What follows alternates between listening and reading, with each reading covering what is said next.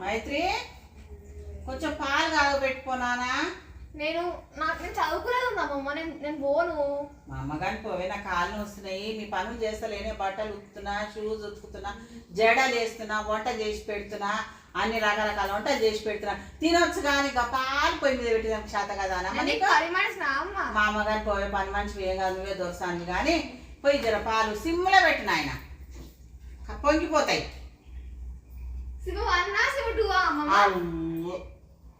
పాలు పెట్టి పొయ్యి మీద సిమ్ములు అంటే చిన్న పెట్టా అన్నట్టు. ఎట్లా బతుకుతారో ఏమో ఈ పిల్లలు.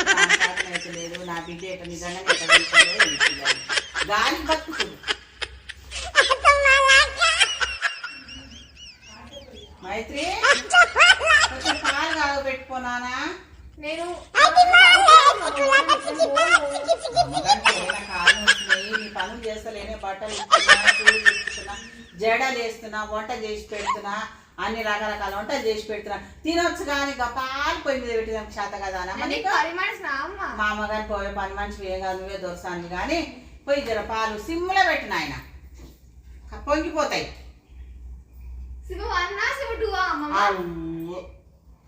పాలు పెట్టి పొయ్యి మీద సిమ్ములు అంటే చిన్న పెట్టా అన్నట్టు. ఎట్లా బతుకుతారో ఏమో ఈ పిల్లలు. నా శాతం అయితే లేదు, నా బిడ్డ ఎట్లా నిజంగానే ఎట్లా పెంచిందో ఏమి పిల్లల్ని. గాలికి బతుకుతురు.